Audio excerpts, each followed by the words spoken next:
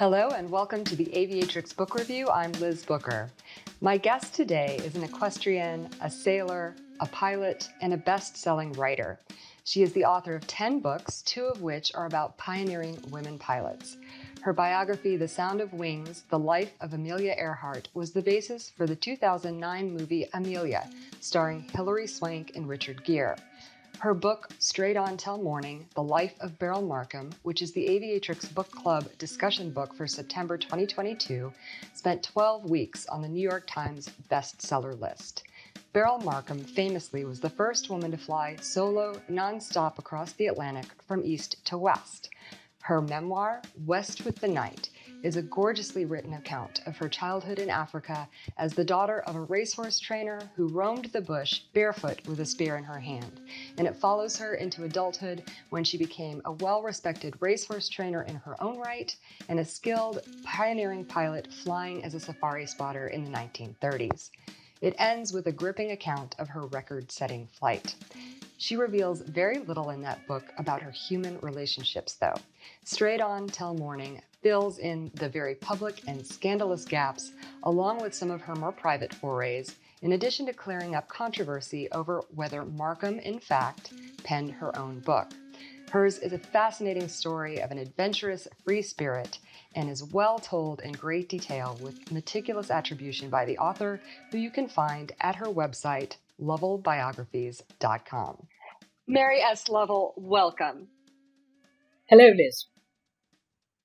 I am so excited to talk with you about all of your work, but especially this book that we've read for the Aviatrix Book Club, Straight On Till Morning. Can you give us an overview of the book? Oh, well, it's a biography of Beryl Markham, who was one of the very early flyers. She was flying around the bush in Africa in the early 30s, the mid-30s, and she became the first woman to make the flight across the Atlantic the hard way, against the prevailing winds, from the UK to America. She landed in Newfoundland, I think now. It's such a long time. You must remember, it was 40 years ago I wrote this book. She had a very exciting life. As well as being a flyer, she was a leading racehorse trainer. She met a lot of really interesting people. And she had a best-selling book, which I believe you've also read, have you? Her book, West with the Night. Beautiful. This was on the bestseller list for 12 weeks in the United States, which is amazing. It was on the New York Times bestseller list for 12 weeks, but it was a bestseller internationally for about a year. I mean, it was absolutely amazing. Well done. And so let's talk about how you came to this story. And I just want to say, in July, the book club read a book by Miriam Hooser called They Called Me Sky Hunter. And she gives us a more modern accounting of flying in Africa. And she was inspired to do that by reading the book Out of Africa by Karen Blixen when she was a child. And so then to open up your book, and in my copy, there's this lovely introduction where you explain how you were introduced to Beryl by name and then how you came to know her personally. And it was through this aircraft that you and your husband owned that was in the movie Out of Africa. And I recently rewatched the movie just the other night and saw this plane. So tell me about you and your husband and flying and this collection of classic aircraft that you had. Oh, well, Cliff and I, he was my first husband. We married when I was 18, he was 19. It was, we were just teens, really. And we were both interested in flying. He was an aircraft, he was actually an apprentice when I met him, but a trained engineer. So that made it, easy for us to. I mean, it's not expensive to buy vintage aircraft. The expense is in maintaining them, and so we after I'd had my first child, Graham, he was born in. We went to. I should explain. After we'd been married a year, we went to the States. Graham was born in Los Angeles. I didn't fly at that point. I learned to fly while we were living in Los Angeles. I learned to fly at Torrance Airport. But the first thing we did was we bought a little Loscam 8A, aircraft. I don't know if you're familiar with it. It's single engine, 65 horsepower Continental high wing monoplane, just a two-seater and a baggage shelf at the back where Graham used to be slung in his carry cot. No, as aliens, we weren't US citizens. But as aliens, we were not allowed to own an aeroplane, so we had to wait until Graham was born to register it. And as soon as we, Graham was a few weeks old, we rushed up to an attorney and registered the aeroplane in his name. He got a big kick out of it. The attorney couldn't believe it. But anyway, so we used to fly all over the place in this Luscombe. We returned to the United Kingdom after about 5 years for family reasons, and then we bought an Ode de Havilland Puss moth, and we restored that. We used to fly that around. But the prize of the collection was the Gypsy. I mean, the Gypsy is just a beautiful, beautiful aircraft. It's just almost as if you strap it on around you when you fly, and you become part of it. It's just, I've never known that in any other airplane, really. That is so lovely. When we came to a divorce, we'd been married, I think, about 8 or 9 years, and of course, the trouble was, you get to your mid-20s, we both had our careers, and we became different people. We were still friends. We never, ever fell out. We just agreed amicably to split, and there were just two things that we couldn't split. The house was no problem, the business was no problem, the money was no problem. The problem was Graham and the Gypsy moth. So these two things we decided to own jointly. So Graham lived with me with full access to his father, but he lived with me because I lived near my house is near his school, actually. I'm in it now. I've come back and lived in the same house. But Cliff kept the Gypsy moth because, after all, he maintained it, and that saved a hell of a lot of money. Because in England, you have to have every year a certificate of airworthiness, and he was licensed to do all that. So we used to just share it, really. And then one day I was at work. At that point, I used to be I was an accountant, but I broke my back in a riding accident, and so at this point I was working as I was supervising a technical writing department in an accountancy software company. I'm sitting there, I mean, really a bit boring. I'm sitting there one day and the phone goes, and it's Cliff, my ex, and he says, "Oh, I've just spoken to a film director." Now, we didn't move in the circles that knew film directors, so this was quite exciting. And he wants to lease the Gypsy, take it to Africa, and it'll be in a movie. It'll be in a movie called Out of Africa. This was all completely new stuff to me. So he said, and I'm going too because I'm going to have to fly it. I said, "Oh, hold on. Why can't I fly? I've always wanted to go to Kenya. Why can't I go and fly?" He said, "Oh, no, hard luck." He said, "They want me to double as Robert Redford in distance shots, so you haven't got much hope, So anyway, off he went. He flew to Munich. He then disassembled it. It went in a wide-body jet. They flew it down to Kenya. He reassembled it, and he flew it in the movie. And the rest is history. Then, of course, he came home after quite a long time. I think he was out there about 4 months, and I rushed over. I'm very good friends with him and his wife, Mrs. Lovell Mark II, we call her. So and I said, "Come on, tell me about Redford." He said, "Oh, he wasn't a very interesting bloke. He stayed in his trailer all the time, after shooting. And Meryl Streep was better. She used to sit round the campfire and drink beer with us and help wash the dishes." And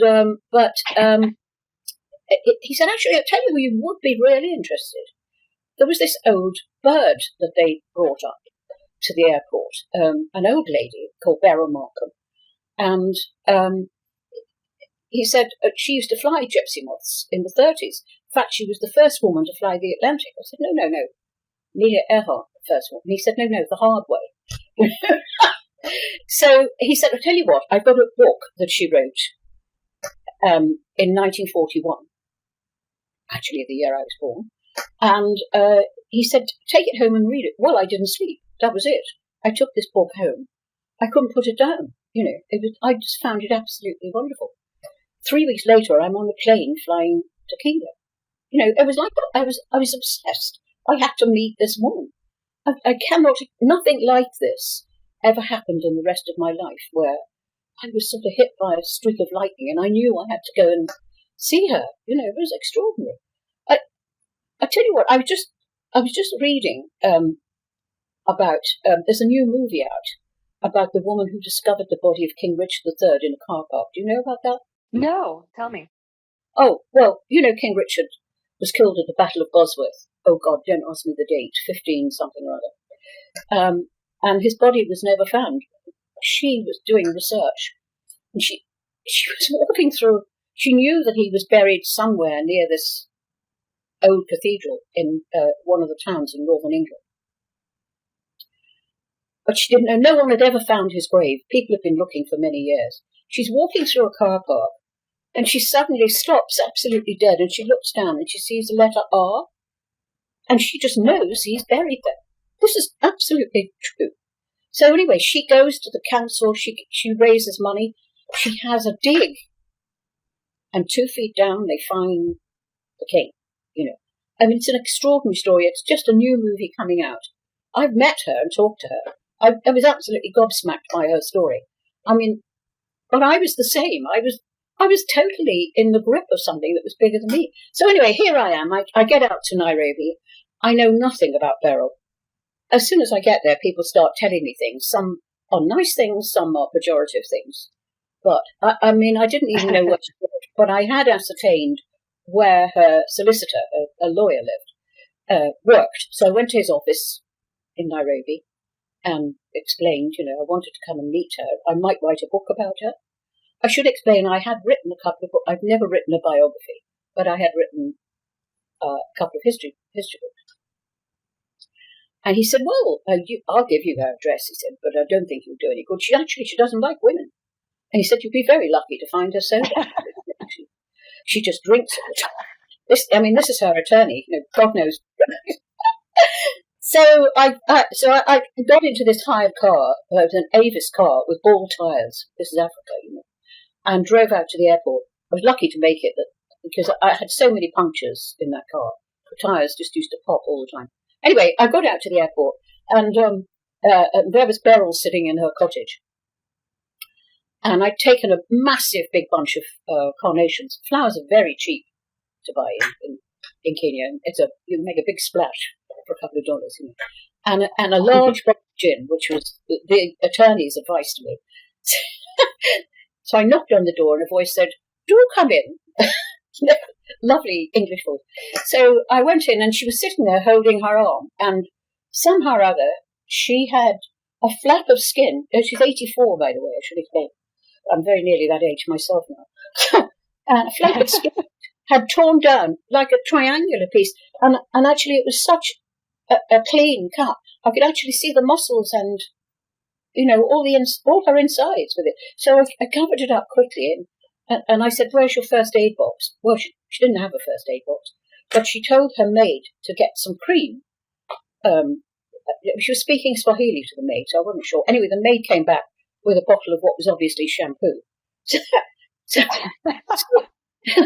So I made her pull her sleeve down, pull the skin back. I said, "Just hold it," because it was hot, you know. I mean, this is Africa. It's almost on the equator. And so I jumped in the car and I charged around to the jockey club at the racecourse. Explained the situation. They loaned me their first aid kit. And, fortunately, I'd done a first aid course. And I went back and bandaged her up. And then said I'd get a doctor to come out to her, which I did. But that was my introduction to Beryl. And so I suppose because of that, we didn't have any sort of circling each other, you know. I was right in the deep end, you know. And so I explained to her that I was thinking of writing a book about her. And she said, "Well, I've written a book. I don't think you'll do any good with it because I've already written a book." It's a long time ago.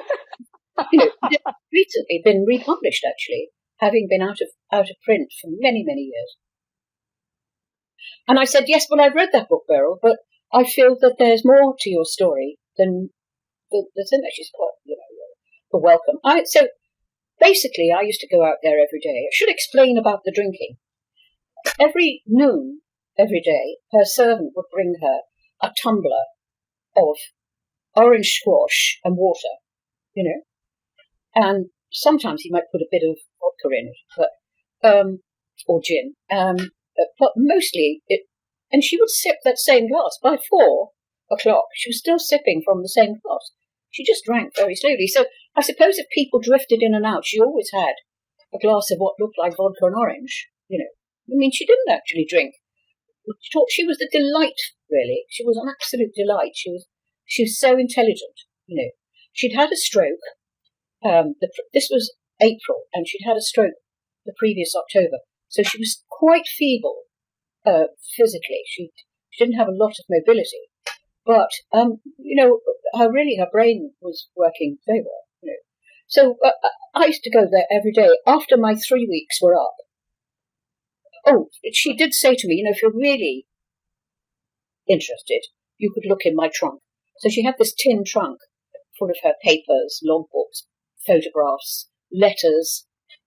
It was a treasure trove for a biographer. And so what I used to do in the morning, I would get there, we'd have coffee, we'd open the trunk, and I'd say, here's a letter from such and such, tell me about this. Here's this, here's your logbook. So that's what we did. And after 3 weeks, we'd got about a third of the way down the trunk. So I telephoned my employers and lied and said I wasn't well and I couldn't come back, and I was taking another 3 weeks leave, unpaid. So anyway, we worked through the trunk, and some things I wanted. She didn't have a photocopier. At the end of each day, I would take some papers, go into Nairobi, photocopy them in a photocopy bureau, and then take them back to her the next day. And so when I left, I had 2.5 kilos of paper, solid original research. Plus, I had met quite a lot of the people that she knew in Nairobi, and learned a little bit about sort of living in that sort of lifestyle that they led out there. Sunny place for shady people, and are you married or do you live in Kenya? That it's all that, and it was quite novel. Actually, I did love it, and I used to go out there for several years after the book was published. I used to go out. Beryl, unfortunately, had died by then, but I had a lot of friends, and I had a secretary who was my secretary when that phone call came through. Kathy, her name was. She was about 18 or 19, and I actually employed her because on her job application she said she spoke Swahili. I didn't need her to speak Swahili, but you don't get many to the pound, do you, of people who actually speak Swahili? And I remember her saying to me, "I want your life, Mary. Flying aeroplanes and riding horses and so on." Now I must tell you, she's a bush pilot. She's part owner of East African Airways. She went out. She didn't make my life. She has a life. I really envy her. So she lives in Karen, near Karen Blixen's house. She's a big ranch with about 12 horses and a whole fleet of dogs. That's incredible. So after 6 weeks, I said goodbye to Beryl. I got home with all this paperwork, and my partner said to me, "Well, how are you going to pay for this trip? It's quite an expensive trip, And I said, "Well, I'm probably going to write a book." He said, "Well, why don't you write a synopsis and send it to a publisher?" So I did that. I wrote a 13-page synopsis. I sent it on a mail shot. It was a very old form of sending things around to a lot of people quickly, to 28 publishers. I got the first offer the next day, which more than paid for my trip, the first offer. I didn't accept it. I said, very grandly, I said to this publisher who phoned me, I said, "Oh, I'll have to discuss this with my agent." He said, "Of course." I didn't have an agent. I called my partner, John. Oh, goodness. He said, "Leave it to me," he said, the big man stepping in. "Leave it to me," he said. I'll call him. So I said, "Oh, don't put him off, will you, darling, because I need the money." No. So anyway, he called back. He said, "Well, he's doubled his offer, but I've told him we're going to wait to see if we get any more offers." We actually sold the book for 10 times that first offer, about 6 weeks later, to the person who came. last into the auction. It went into publication, and immediately it flew off the shelves. And the day it was published, it got a fantastic review in the Evening Standard. And, they just couldn't keep it in print. And the same thing happened when it went to the States, it was published there. And so it was really remarkable success. Unfortunately, Beryl had died about 2 months earlier. Oh, that's so unfortunate. You've said so much here, and I just want to pause and just recognize just that magic that you talked about, that magical spark for you with this story. There's the author Elizabeth Gilbert, who wrote, there's a great book that she wrote that's very famous, but the one that I'm thinking about is Big Magic, about creativity. And she kind of talks about inspiration and when it comes to people and whether they're ready to receive it. And it sounds like you and this other lady that you talked about who found that grave, like you just knew. I'm so inspired and fascinated by that experience. And you clearly were onto something, because this story was just such a huge hit. Why did you, we do have Beryl's memoir. It tells us these beautiful stories about living in Africa, but you reveal all of the sort of scandalous bits of her life, many of which were very public. Why did you feel it was important to tell that story, and why do you think it was so popular? You mean all the scandals in her life? Well, you couldn't write Beryl's story. She left all of it out. Yeah, in her own book, Dennis Finch Hatton was just a friend. Of course, he was a lover. And I couldn't not write about Beryl's many lovers, because from most of them she took something that enriched her life. Finch Hatton introduced her to sort of really intellectual debate. Her father had introduced her already to literature and poetry. But Dennis took her flying for the first time. Then, of course, he was unfortunately killed in a gypsy moth, as a matter of fact. Then her next lover was Tom Campbell Black, who taught her to fly. There was Braw Blixen, who she said to me, no, he wasn't a lover. And then on another occasion, she said, oh, yes, I made love with him, but we weren't lovers. It was just, there was nothing else to do. So you couldn't not write about Beryl. First of all, they were all very interesting men, sort of international names, some of them. Prince Henry, Burl Ives, all these names, that I had heard of. And she took something from all of them and integrated it into her already full life to make her life more rounded. It wouldn't be a true biography if you didn't write about her scandals.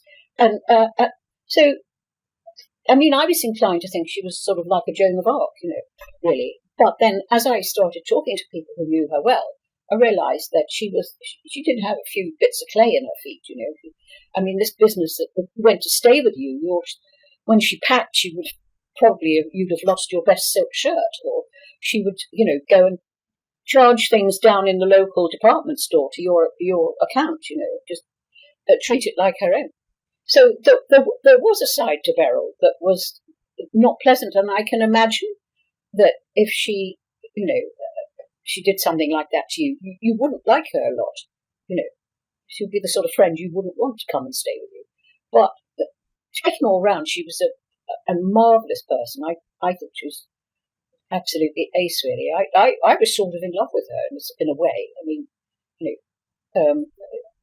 I don't normally take to women in quite this way. It was sort of hero worship, I suppose.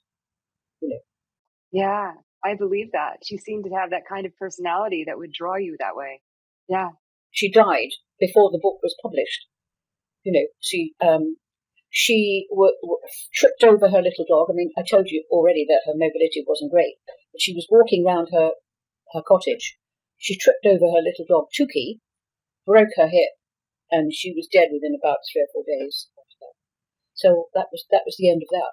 And it was right before the 50th anniversary of the crossing, too, right? She was scheduled to go back for celebrations. That was in September. She died I think she died on August the 4th, and they were hoping to somehow fly her to England for it. I had by then tracked down her granddaughter, Fleur. And so I suggested to the RAF guy who was running it, I can't remember, I think he was a colonel, and suggested that he had Fleur along. So Fleur went along to that anniversary and represented Beryl.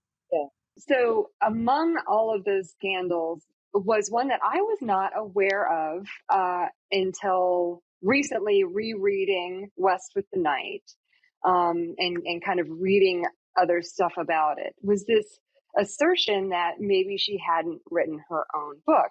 And, you know, I never read Out of Africa, but I had seen the movie. And so when I talked about West with the Night, I referred to it as a cross between Antoine de Saint-Exupéry and Out of Africa. What I did not know was that she actually knew Antoine de Saint-Exupéry and that he was the one who, according to your research, suggested that she write her memoir. And you just see so much of his writing in her, or his style in her writing, and it's gorgeous because of it. But talk about this scandal, this assertion that, you know, she hadn't written her own work, and the research that you did that verified in your mind that she did in fact write her own book. Really, for this audience, this is Aviatrix, isn't it? Let me say that Raoul Schumacher wasn't a pilot, and I mean, even the aviation passages in West with the Night. I mean, how would someone who hadn't flown a gypsy moth know about how it suffers from downdrafts near mountains? You know. And Raoul Schumacher was her last husband, right? Who claimed to have written the book, right? No, his friends claim rather than he did. I mean, if anyone was a drunk, really, Raoul was the drunk. I mean, we know he was a journalist. He wrote short stories, but totally different style to West with the Night. The other thing is, I mean, the descriptions of Africa, he had never been to Africa. The descriptions of Africa could not have been written. The passages in Swahili, the behavior of lions, the way Africans speak or track or hunt. You know, this couldn't have been done by someone couldn't have been written by someone who hadn't been. I couldn't have written that book. I mean, I've been to Africa, but why do you think people believed this? Why do you think this generated? Why did this story stick? Why did people believe that she hadn't written it? Well, as I say, she made enemies. She made enemies, and some people would be very happy to see her taken down. I mean, the book was a success at the time. It was shortly after her flight, to America, and that unfortunately coincided with the start of World War II, really. So when her book came out, there was a big paper shortage and books. You know, they only did the one printing of it. I mean, it was quite successful, and she did go into the movies, and she had a film test, and she starred. Oh no, she failed the film test. You know, some people just don't speak to a camera, and but she knew. I think it was Douglas Fairbanks, and so she was the expert on Africa. I think the film may have been called Safari. I'd have to look it up. I can't remember. Then I think it was about this time. She was living in Los Angeles. She wasn't married to Schumacher at the time. She was sort of a bit at a loose end, really. And that's when she met Saint-Exupéry, and he suggested that she write this book. Now, I spoke to quite a few people who remembered seeing her typing the manuscript before she ever met Raoul. One of the things that she did during her time in California was she went to live in, was it Bermuda? I think it was Bermuda. Yes. It was in the Caribbean. Wherever they had sent the Duke of Windsor and Wallis. I think it may have been the Bahamas. And Beryl had gone to live there. She got in with that set, including the Duke of Windsor's personal doctor. And he she stayed with him and his wife for a while, and they remembered her sitting on their veranda typing this manuscript. This was like the year before she ever met Raoul. So, I mean, my best guess is that what happened was she wrote this book, and they were lovers. He offered to edit it, I mean, he was a professional journalist. And that's what happened. Now, in the famous tin trunk, there were 3 or 4 pages of the original manuscript, and these were typewritten on a very old typewriter with a much bigger typeface than you get these days. And there were several lots of edits in handwriting. Some were clearly by an American. American script handwriting is very different from the way English people are taught. Some were in English, some were in this. So I think he probably helped her by saying, oh, you've told me that story, write about that. And he helped her in editing. I don't for a minute think he was the author. He was, or an amanuensis. He was an editor, but he wasn't the final editor. The final editor was, at Houghton Mifflin. Well, I'm so glad that you did the work to clear that up if those questions were still lingering, especially in the second printing, because what a tragedy for that question to be unanswered. And it's a gorgeous book. It's a gorgeous book, and she deserves the credit for that because Yes. It's her experience and her beautiful writing that makes it last. So why I felt so strongly about it, because I mean, imagine writing that beautiful book. I mean, it really is a lovely, classic, really. And then for people to say, well, I don't believe you wrote it. One of the other things was they said, oh, Beryl can't type. But actually, I then spoke to someone who employed her for 2 years as a secretary, and she was typing perfectly well for him. I mean, there were so many accusations flying around by people who didn't like her. It was really, to me, deeply unpleasant. So you mentioned how warmly you felt for her, and that spark of inspiration and being obsessed with her, and also that this was 40 years ago. So looking back at that experience over this time and distance, how has it impacted your life, and what are your lasting impressions of Beryl that we haven't talked about already? I can't, nothing actually springs to mind, really, about Beryl, but I mean, it did change my life because, as I told you, I was working as an accountant and in the software industry doing, software manuals for accountants. And when I wrote the book, and, well, actually, as soon as I got that big advance, I gave that up to become a writer. And I've never looked back. I mean, I used to say, well, I can always go back to being an accountant. Of course, you can't. I mean, when you're actually an accountant, you're absorbing new information every day by osmosis from your professional organization, from newspapers, from the television, from the radio. New legislation is happening all the time.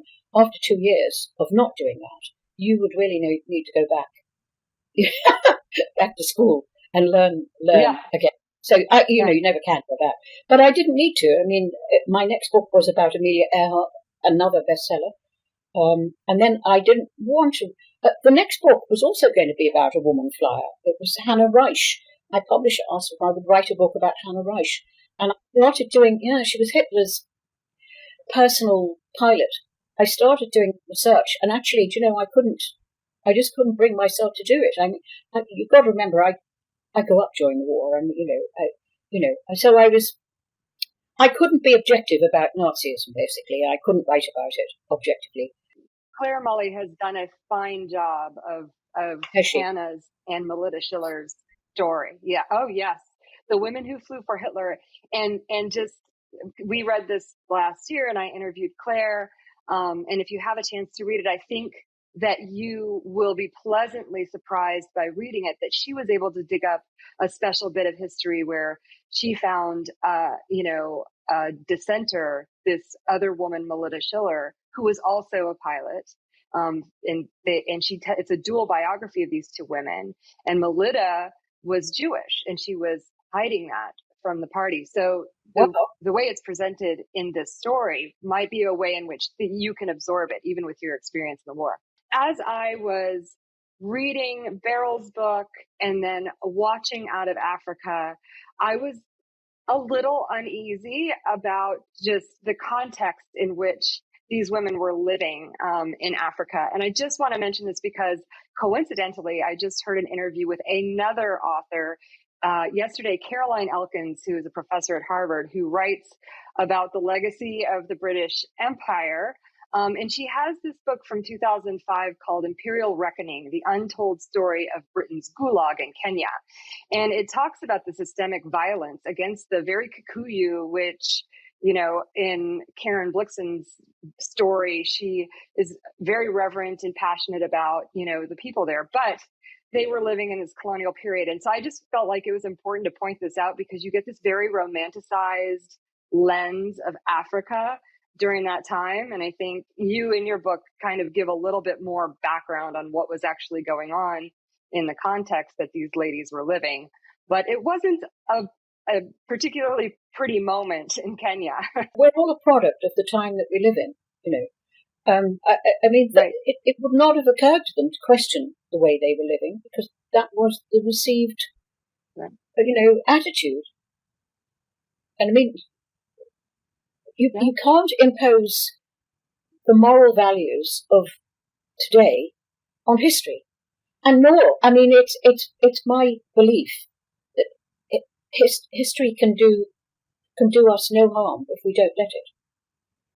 Yeah, I agree with you. And it's certainly not a judgment of them. It's just an acknowledgement that if people are taking their history of Africa only from the narrow view of these women, it is just to recognize that it is a narrow view and that there are other perspectives, just because I have very little experience back in history. So, yeah.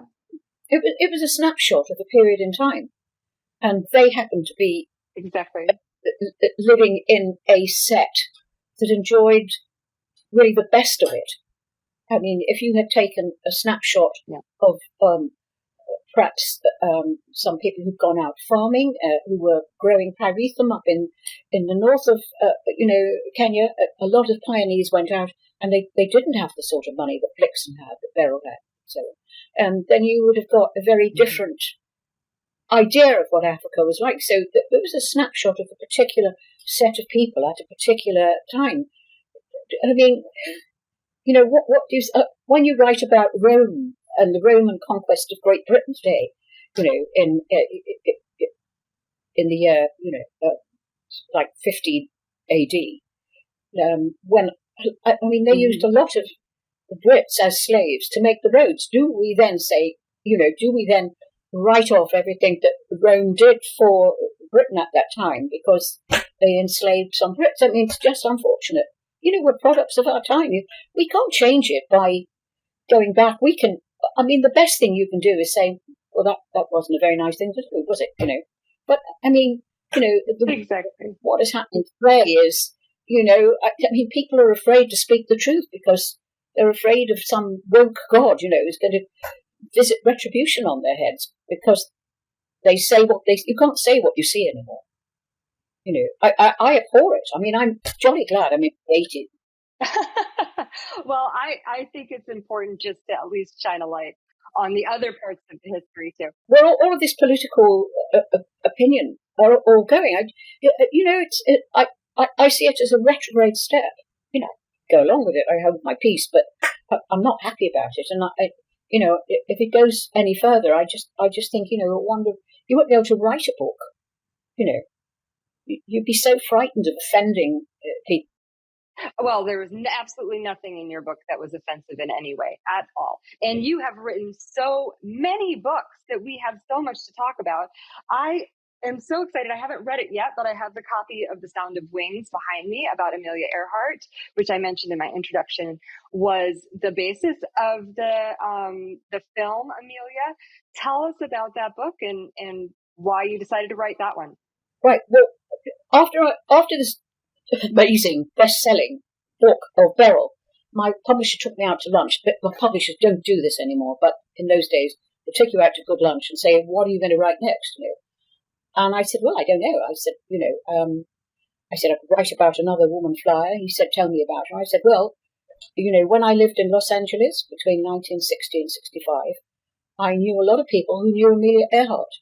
Paul Mance, who was, uh, her planner, helped her to plan a lot of her flights and so on. And a lot of the people that I used to be secretary of the Antique Airplane Association in Los Angeles. It was an honorary position. And a lot of the people who belonged to that group were contemporaries and knew Amelia very well. So they used to speak, I was like 20. They used to speak about Amelia as if she was like their best, well, she had been their friend. And they used to all talk about her. And, it was amazing to me. But anyway, because of that, I became interested in her, I suppose.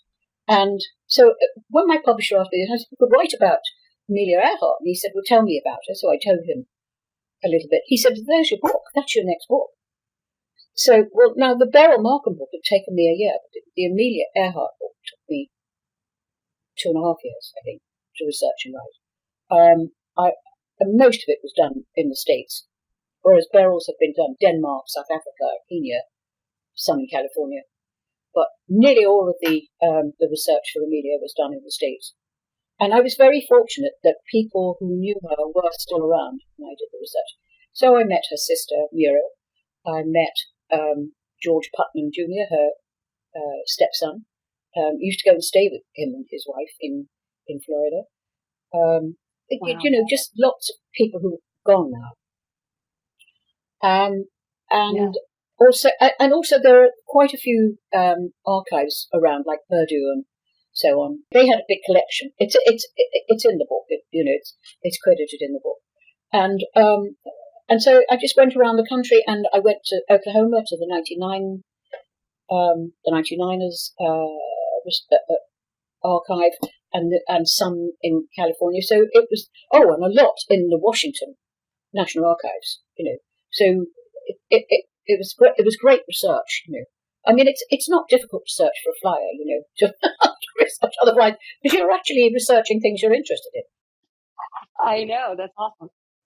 When the book came out, it was because I think on the back of the Beryl Markham book, I got really, really good reviews. I got a double-page spread in the New York Times Book Review, and that pushed it right up in America, and it sold very well here. I think the film option sold almost immediately, but it didn't actually come off for about 15 years, something like that. And then when it came off... Were you happy with the film? No. But I cried all the way to the bank.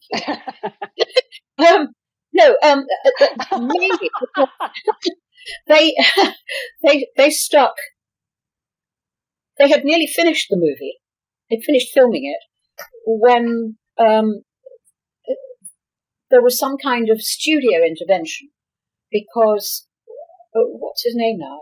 A movie star who actually appears in the movie, and I can't remember his name, I'm afraid. He's a Scottish movie star. Richard Gere. No, Richard Gere is not Scottish, no. Richard Gere was George Putnam, and beautifully played, I may say. And I thought Hilary Swank was great as Amelia. But anyway, this guy was a friend of Amelia's, and the studio needed to give this guy a movie to meet contractual obligations. So they pasted a big piece into the middle of the movie. Even I couldn't follow it. When I went to watch this, I was thinking, hang on, who's this? What's this? And they had just pasted, on a bit of gossip, they had pasted a completely fictional affair between her and this guy into the middle of the movie. And so the movie lost track halfway through. I nearly fell asleep watching it, actually. But what I will say about it was the two lead parts were played beautifully by Richard Gere and Hilary Swank. The flying scenes were absolutely first class. They were really beautiful. I mean, you couldn't fault them. They had got a vintage aeroplane, the same for flying around. Everything was just the research was amazing, and they'd spent such a lot of money. It was a great pity for them that this piece was pasted into the middle of the movie, which completely distorted it. I can't even bear to watch it. I've got it on DVD, and I can't bear to watch it. But I mean, what do I care? I had the money and ran, Well, so let's talk about very briefly, because you have so many other books. Just give us a rundown. And I will say, I'll confess, I have one other book that I bought after reading, your many book blurbs on your website. This one is the biography of Jane Digby, A Scandalous Life. She sounds like a fascinating character. I said to you, well, I did fall in love with Beryl, but Jane Digby is my very favourite subject. She was a young, she grew up in the Regency period, same era as Jane Austen, and she ran away with a prince. She was married to a lord. She ran away with a prince. The lord divorced her. She couldn't come back to England. She roamed around Europe, having affairs with this king and that prince, and marrying this marquis or whatever. And in the end, at the age of about 50, she ended up in Syria and fell in love with a young sheikh, 20 years younger than her, and became like the queen of the desert, I mean, it was just the most amazing story. And I went out to Syria to do quite a lot of the research, fell in love with Syria. I led tours around Syria for 10 years.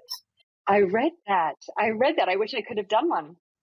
Yeah, that was great. I did them until 2010 when the Arab Spring happened, and you couldn't safely go to Syria anymore.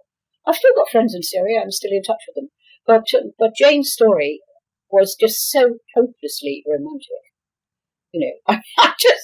She was an amazing woman. Living half of the year in the desert in tents.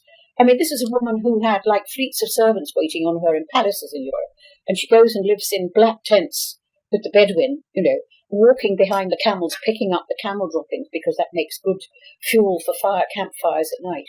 And then she had built herself a small palace in Damascus. So in the really cold weather, she would go and live in this small palace in Damascus. Part of that was still standing when I was in Syria, and I used to take my groups and have tea there with the owner. It was wow. Jane was a lovely story, really lovely story. Again, like Beryl, ahead of her time and with a different attitude. I mean, Beryl, you said, why do you include all of her adventures and her lovers and so on? I mean, she had a different attitude towards sex to her contemporaries, and Jane was the same. I had Jane's diaries. Jane's diaries were given to me, never having been read because they were in code. It took me 6 months to break the code, and then I transcribed them. And wow, she would. If a man asked her for sex and she was in a tight spot, she would just, she would just, okay, it's not going to harm me, but she wouldn't fight and then cry rape. She just had a completely different attitude to her contemporaries, as did Beryl. I'm not saying this is admirable. I found it admirable. I found it rather same sort of attitude. They were just women who were not in the same time zone as their contemporaries in many respects, Yeah. And I mean, you would have thought both of the women, those women who grew up at a time when women didn't have the vote, but they lived such full, rich lives, these women. They didn't allow the fact that they were not equal with men to affect the way they lived. I found that fascinating. Yeah. Yeah. But I'd love to have Jane's life. I mean, I did a fair amount of trading around the desert on camels. I just loved it. Oh boy, I didn't miss my calling. That's amazing. So I'm going to let you tell us about the other books that you want to tell us about, because you have many others. Who else did you write about? Well, then, so I wrote about a spy, she was an American spy who worked for the British during the war. She was a honey trap spy, so she did a lot of her work on her back. You will have noticed there's quite a lot of sex in my books. I have noticed that sex sells books. Yes, I have. So then the next book after that, her code name was Cynthia. And that is being made into a film at the moment, a TV film, I believe, although I think work stopped during COVID. Whether that will pick up again or not, I don't know. I'm waiting to hear, actually, because the option is due for renewal in about 2 months' time. Then after her, who did I write about? Richard Burton, not Richard Burton and Elizabeth Taylor, Richard Burton, the explorer, who discovered the source of the Nile, or went searching for it anyway. Then the next big book I wrote was, I think, The Mitford Girls, which was my next big bestseller. I mean, I think that has probably outsold everything else, The Mitford Girls. That was, immensely popular. After that, this was about 6 sisters in the aristocracy in England. One was Nancy Mitford, the writer. The next sister was Pam, who was the lover of John Betjeman. The next was Diana Moseley, who was the lover and then the wife of Oswald Mosley, the fascist leader. The next was Decca Mitford. Is that how she writes, Decca? Yes. She was a leading communist and actually was part of the McCarthy witch hunt. And then the last one was Debo, a friend of mine, Duchess of Devonshire, lived in a massive palace in England. I mean, these 6 sisters, they had the same parents, they had the same upbringing, they were absolutely polarised ideologically in the way they looked at the world. How could 6 sisters be so different? But it made an amazing story, and how they related to each other. So the next was the Churchills, and it was the Churchills as a family. So what I didn't know, Winston Churchill was a big hero, and I've got a bust of him up in my study here.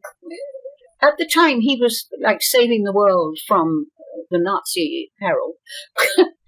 His family were behind him, were being they were drunkards, they were having scandalous affairs.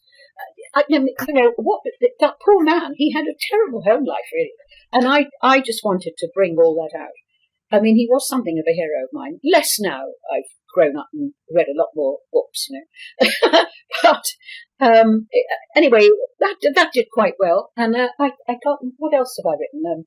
The Riviera set, which was about the people during the 30s who used to live in a sort of a big villa party house, if you like. These were like the Duke and Duchess of Windsor, Rita Hayworth, the Aga Khan, that set moneyed people, including Churchill, by the way, and an American actress called who financed the whole thing, called Maxine Elliott, who I'd never heard of, but was an amazing woman, actually. I thought it was a great story, and it sold very well, and that is also optioned for a film at the moment. And it's on IMBD as the script having been written and the cast having been approved. But again, COVID has affected that too, so I don't know where I am with that. Are you still writing? No. I decided a couple of years ago that I just wanted to eat lotus now. So I spend 6 months of the here in England, the summer months, and I go racing, and I live quite near the beach. I spend a lot of time at the beach. My winters, and I'm leaving in 6 weeks' time, I spend in the Caribbean. I go to Barbados every year. Where? I'm just a beach babe. What? I spent 2 years, my last 2 years of my Coast Guard career, as the senior defense official to Barbados in the Eastern Caribbean. So I lived in Barbados from 2017 to 2019. I wish I had known. And you know what? Now I want to go back to see. I still know the ambassador there. She's a friend of mine. And now I want to go back when you're there. Would you like to have dinner? Would you like to have dinner at the ambassador's house? I'd love to. Yeah, I'm there from October the 12th to March the 16th. My son has a house there in Fitzvillage. Okay. But I stay. I spend nearly my time at the yacht club, which down in Carlisle Bay, and so I rent an apartment almost opposite the yacht club. It's just about 50 feet away from the beach, and I just walk across the road every day. And Mary, I will see you in Barbados then. Just come to the yacht club and ask for Mary. I say, oh, that old drunk. How wonderful. wonderful. Well, Mary, I cannot let you go without spending some time with you talking about writing. So I would like to transition our conversation in just a minute to talking about writing and the kind of research that you did for your books. But first, I wanted to say thank you. What a treasure you are to have pursued that little bit of inspiration about Beryl with your tenacity, the way that you did, and for all of these, all your curiosity about all these other stories to bring them to life in writing. Thank you so much for taking the time to talk to me and for your books. Thank you. It's been a pleasure. Absolute pleasure. One of the things I forgot to mention in my conversation with Mary was that I Googled the little house that her father built for her so that she didn't have to live in the same house with her stepmother, who she didn't want to live with. And in Mary's description in the book of this cottage, I imagined it to be very beautiful. And when I Googled it, I discovered that it is a place that is still standing today and is available to rent. It's part of a collection of cottages, KembuCottages.com in Kenya, and you can go and stay in Beryl Markham's childhood home. I just wanted to make sure that I got that in. Thanks so much for listening. I'd like to thank Shasta Ways and Michael Wilds of the Women's Soar Group for their assistance in producing this interview. The Women's Soar Group is a media company that gives women a platform to express themselves. Don't forget to check the show notes for a link to sign up for the Literary Aviatrix monthly newsletter. And please join us in the Aviatrix Book Club next month when we have our second book pairing of the year, She Flies by Becky Condon and Wings of Gold, the story of the first women naval aviators by Bev Weintraub. Blue skies and happy reading.